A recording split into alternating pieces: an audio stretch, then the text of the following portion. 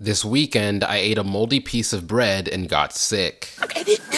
I know, it's very sad, but during the peak of my sickness, I actually found solace in an old comfort film, Spirited Away. Now, if you're not already familiar with Studio Ghibli and the movies that they produce, I highly recommend you go and check them out, as they easily make some of the best animated films of all time, and I don't say that lightly. Princess Mononoke, Kiki's Delivery Service, Howl's Moving Castle, all of these are masterpiece animated films that inspire a heartwarming feeling with every rewatch. I specifically bring up being sick because I remember vividly that Spirited Away was my go-to sick film. The amount of nostalgia that I have tied to Spirited Away specifically is incalculable. And for that reason, today I want to go through the film and really pinpoint my favorite aspects of it and why it still holds up just as well today as it did the day it was released. So let's get into it.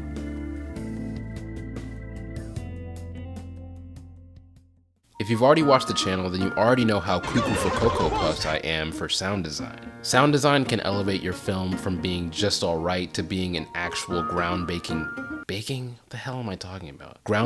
piece of media. The soundtrack for Spirited Away is one of the few soundtracks that I come to often just to listen to it. I can't exactly play anything from the movie due to YouTube's copyright restriction laws, but Joe Hisaichi did a masterful job at creating the score for this film. Most of the soundtrack is performed by New Japan Philharmonic Symphony Orchestra, and they did a great job at capturing every emotion that the characters feel in this film. For example, this scene with Chihiro, where she finds out that her parents were turned into pigs, has this amazingly deep and scary soundtrack that captures the fascination and horror that the main character feels.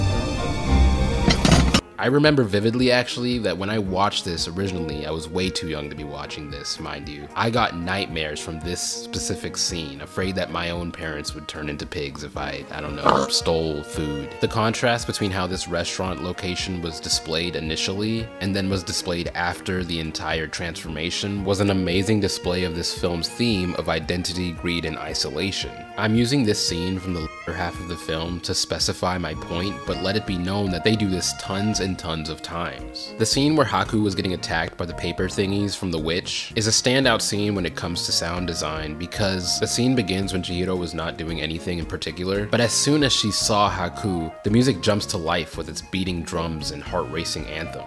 Aside from the intense orchestral tracks, they also have a nice chill playlist for the amazing establishing shots that they put into the film. The film's intro, where they drive into the amusement park, is a great example of that exactly. Anyways, I'm starting to feel weird about talking about the music while not actually being able to show any of the music. YouTube. So I'm gonna move on to the next point now. Storyline. Spirited Away storyline is very simple but very effective. 10-year-old Chihiro and her parents stumble upon a seemingly abandoned amusement park. After her mother and father are turned into giant pigs, Chihiro meets the mysterious Haku, who explains that the park is a resort for supernatural beings who need a break from their time spent in the earthly realm, and that she must work here to free her parents and herself. Again, from an outside perspective, this seems like a very simple storyline, but the more that you read between the lines, you see the aspects of greed, courage, and friendship that make this film so powerful. The entire film, the story kind of builds this idea that Chihiro is very small and can't do anything compared to, Haku or... And at a young age, that idea of being so young that you can't combat anything that the grown-ups are doing is a common idea that's brought up in this movie. However, Chihiro combats this idea by being a genuinely good person. What's hammered home in this film is that by being forward and being open and honest, instead of being greedy, you can actually get farther than those who try to take. One of my favorite scenes from this movie is definitely when they personify greed through the spooky-looking character named No Face.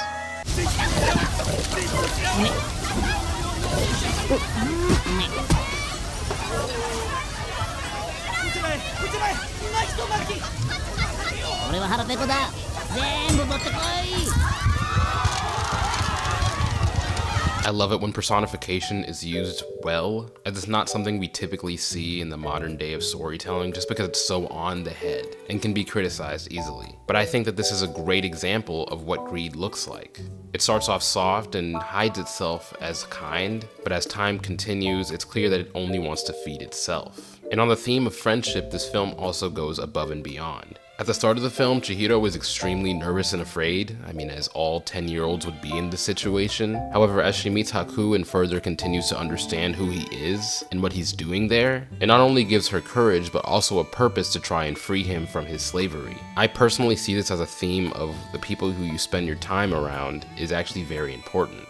They can help shape your goals or even help shape your personality based on how they act. Chihiro was able to be so courageous because Haku believed in her enough to push that hard. Not to mention the countless other characters that helped Chihiro along her journey. It's also a great example of you're not going to get very far relying on only yourself. That's just not how the world works. And it certainly doesn't work in a hellish landscape like the amusement park. This fantastic story paired with this fantastic soundtrack is exactly what makes this film legendary, and why it obviously went on to win an Oscar. I've said it before and I'll say it again, adventure films are so powerful because they're an open sandbox for whatever you want to say or do. The imagination is your roof for where you want to take the story, and it shows in movies like Spirited Away, and a lot of the Studio Ghibli movies. They have truly mastered the art of adventure movies, taking your character through a journey that changes them completely. Chihiro was admittedly a scaredy cat little girl when the movie started, and by the end of it was a courageous hero that saved the entire town. This is exactly what I love to see from adventure films like this, and Studio Ghibli knows exactly that.